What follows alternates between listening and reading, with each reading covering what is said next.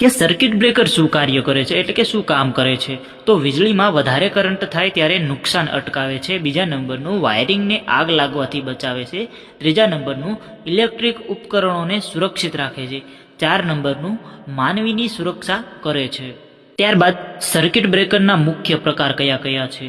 તો MCB miniature circuit breaker ઘર અને ઓફિસ માટે. ત્યારબાદ 2 નંબરની અંદર એમસીસીબી મોલ્ડેડ કેસ સર્કિટ બ્રેકર મોટા લોડ અને ઉદ્યોગોમાં ઉપયોગ. ત્યારબાદ 3 નંબરની અંદર આરસીસીબી આરસીબીઓ કરંટ લીકેજ અર્થ લીકેજ સામે રક્ષણ આપે છે. ત્યારબાદ 4 નંબરની અંદર એસીબી એર સર્કિટ બ્રેકર મોટા પેનલ અને એચટી સપ્લાય માટે.